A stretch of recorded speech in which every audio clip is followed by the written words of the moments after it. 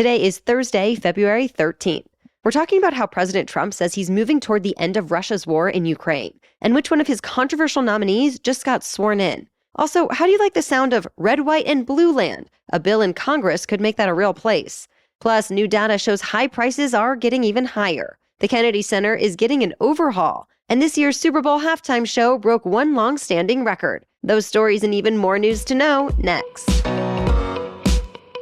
Welcome to The Newsworthy. All the day's news in around 10 minutes. Fast, fair, fun, and on the go. I'm Erica Mandy. Thanks so much for being here. You ready? Let's do this. The U.S. is reversing its stance on Ukraine. For the first time since returning to the White House, President Trump spoke on the phone with Russia's President Putin. During their call, the leaders agreed to begin negotiations on ending the war in Ukraine that started when Russia invaded 3 years ago. That's a break from the Biden administration that insisted Ukraine be a full participant in any kind of peace talks and coordinated closely with Ukraine before having any contact with Russian officials. Another big turnaround, Trump says he's okay with keeping Ukraine out of NATO as Russia has requested, and that he doesn't expect Ukraine will be able to reclaim its full territory in a peace deal. After Trump's call with Putin, he also spoke to Ukraine's President Zelensky. The Ukrainian president says he told Trump his main goal is achieving peace, and if Trump can help with that, he's happy to work with him. Meanwhile, Trump's new Treasury Secretary, Scott Bessent, is in Ukraine trying to get back some of the money the U.S. has given to the war effort. He's asking for natural resources like rare earth metals, oil, and gas to secure against the hundreds of billions of dollars in funding. By the way, President Trump's conversations with President Putin started with a prisoner swap. As we told you yesterday, Russia released an American teacher who was in a Russian prison on a marijuana conviction.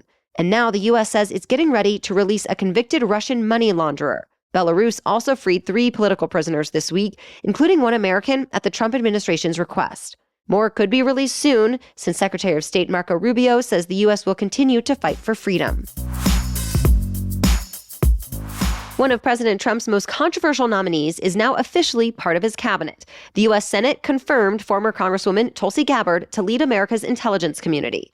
She ended up getting support from Republican senators like Majority Leader John Thune, who called her a patriot who is motivated by service. But all Democrats voted against her, along with the former GOP leader, Mitch McConnell.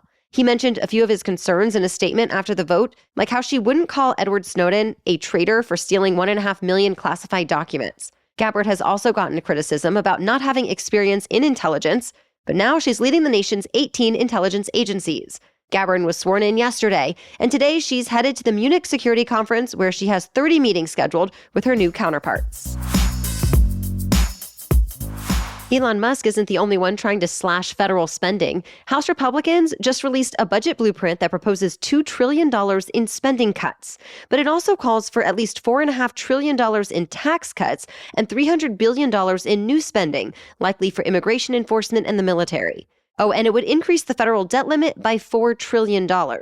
Many Republicans support it, saying it's necessary to turn President Trump's ideas into reality. But others in the GOP say the cuts don't go far enough, and they've pushed for cuts to social safety net programs like Medicaid. As for the Democrats, none of them are expected to vote for this plan. In fact, some are now calling it a Republican ripoff that will, quote, ruin people's lives so the rich can get richer. The blueprint is up for a vote in the House Budget Committee today.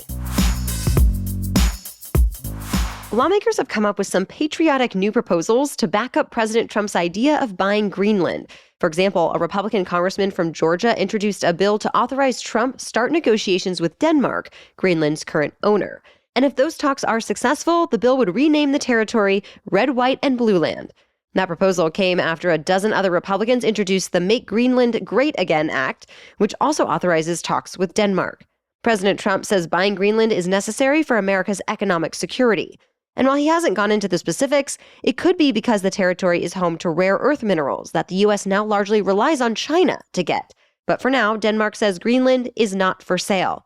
And many Danish people have decided to flip the script. Hundreds of thousands of them have signed a petition suggesting their leaders buy California and turn it into New Denmark. It even outlines some new plans for Disneyland. But the petition's organizers have made it clear it's all satire. More news is still coming up, but first, thanks to our sponsor, Lumi. Valentine's Day is coming up, and one of the most important things for a special night out is to smell good. That's why I always grab from my Lumi deodorant, whether it's a night out with my husband or my girlfriends or even a work meeting. Lumi gives me the confidence I need, no perfume required. In fact, I appreciate that Lumi products come in a variety of fresh, bright scents like clean tangerine. And yet, they don't just mask odor with fragrance. No, Lumi's solid deodorant stick is formulated and powered by mandelic acid to stop odor even before it starts. And Lumi's starter pack is perfect for new customers. It comes with a solid stick deodorant, cream tube deodorant, 2 free products of your choice like mini body wash and deodorant wipes, and free shipping. And as a special offer for listeners, new customers get 15% off all Lumi products with our exclusive code. And if you combine the 15% off with an already discounted starter pack, that equals over 40% off their starter pack. So use code Newsworthy for 15% off your first purchase at lumideodorant.com. That's code Newsworthy at LUMEDEODORANT.com. Please support our show and tell them we sent you. Smell fresher, stay drier, and boost your confidence from head to toe with Lumi. Now back to the news. Inflation is still rising in the U.S. The latest report from the U.S. government says prices last month were 3% higher than a year ago, which is a bigger jump than economists were expecting. Americans saw some of the highest price hikes for housing and gasoline. But grocery prices also went up, mostly because of the nationwide egg shortage. Egg prices now cost, on average, nearly $5 a dozen. That's a new record high and more than double the national average from just a year and a half ago. Candy prices are also up, making Valentine's Day treats more expensive.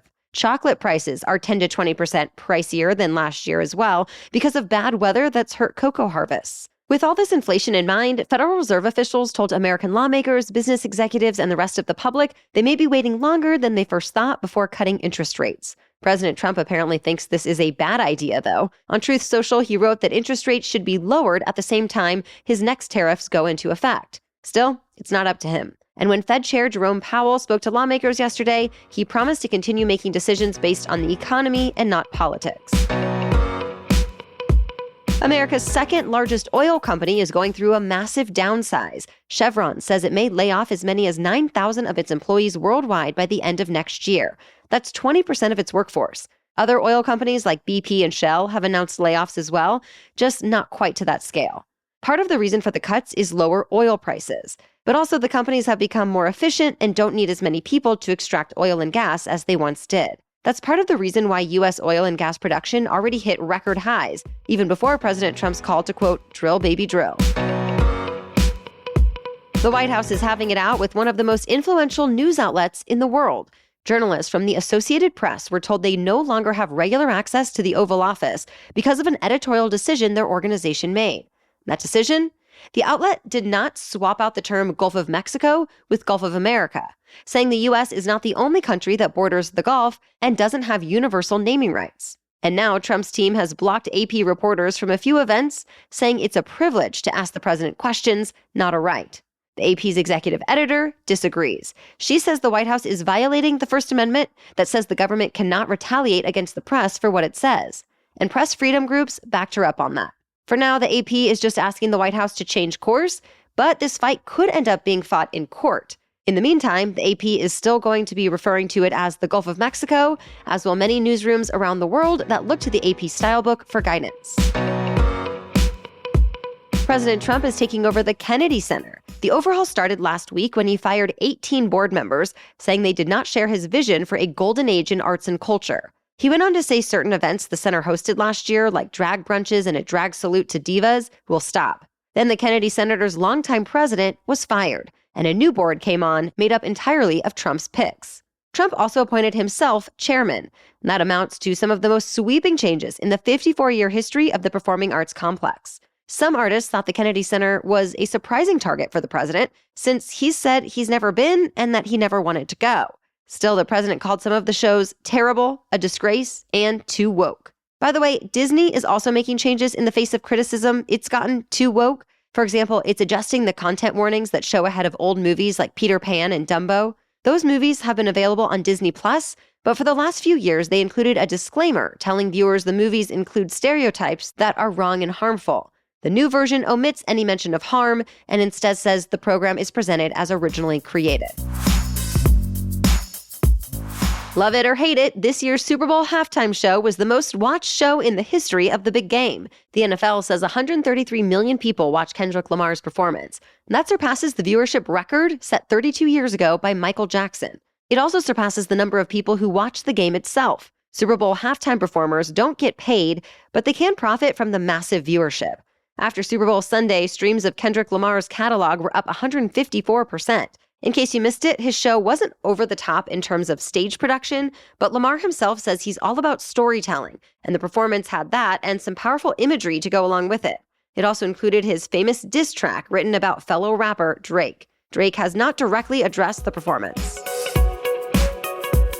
That's it for the main news today, so now it's time for Thing to Know Thursday. But first, a quick break for our sponsor, Bombas.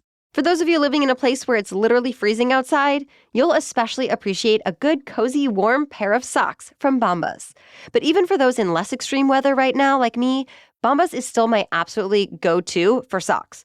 First of all, their fabrics make all the difference. So you can cozy up with merino wool socks or their slippers with a fluffy Sherpa lining for an extra dose of cozy and warm all winter long. Or get your workout on now and come spring with their athletic socks built exactly as you need them. I personally love my gripper Bombas to give me traction that I need for Pilates and bar classes or just to avoid slipping around the house. But in all the different styles of Bombas I have now, they all get the little things right that make a huge difference, as in no annoying toe seam, no slipping down, sliding around, or coming off. The fit and feel of Bombas socks are perfection every time. I also appreciate the look and style of my Bombas as an added bonus on top of so much functionality. So try Bombas now. Head over to bombas.com/newsworthy and use the code newsworthy for 20% off your first purchase. That's BOMBAS.com/newsworthy with the code newsworthy at checkout. Now back to Thing to Know Thursday, about a new movie milestone. A record number of Hollywood blockbusters now feature female leads. A USC report looked at the top 100 movies at the North American box office last year, and it found more than half featured a story centered around a girl or woman as the protagonist. For example, Inside Out 2, The Substance, Anora, and Wicked. The number is more than double what it was when researchers first started tracking gender parity back in 2007. Still, the USC study found representation is lacking for people of color. Just 25 of the top 100 movies featured a lead from a minority racial or ethnic group. And that's well below the proportion of the U.S. population. It could be that to see more equality on screen, there needs to be more equality behind the scenes too. The study found when at least one woman is a director or writer, movies are much more likely to feature women or girls. So the same could possibly be said for racial and ethnic minorities too. Well, thank you so much for listening today and making us part of your daily routines. We'll catch you up on more news to know tomorrow. Until then, have a great day.